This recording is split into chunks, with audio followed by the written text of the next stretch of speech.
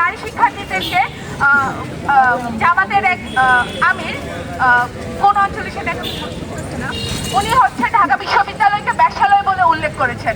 এবং আমরা বিভিন্ন সময় দেখে এসেছি, আমরা জুলাইয়ের পরবর্তী সময়ে দেখে এসেছি কিভাবে হচ্ছে নারীদেরকে, কর্মজীবী নারী, প্রতিবাদী নারী যারা হচ্ছে বিভিন্নভাবে হচ্ছে নিজেদের লড়াই সংগ্রামকে জারি রেখেছে, তাদের উপর বিভিন্ন ধরনের আঘাত প্রতিবাদ এসেছে এবং তাদেরকে বারবার বিভিন্নভাবে হচ্ছে বাধা দেওয়ার চেষ্টা করেছে। তো তাদের কাছ থেকে আসলে এরকম বক্তব্য আমরা নতুন শুনি নাই। তো যার কারণে আমরা এটা বিশ্বাস করতে পারতেছি না যে তার আইডি হ্যাক হওয়ার পরে কি এই পোস্ট এসেছে। উনি যে এই পোস্ট দিতে পারে, মানে তার পূর্ববর্তী সময়ে আমরা তার যথাযথ প্রমাণ পেয়েছি। তা আপনাদেরকে হচ্ছে আমাদের এই কর্মসূচির সাথে থাকার জন্য আহ্বান জানাবো। দৈনিক আজকের বাংলা .net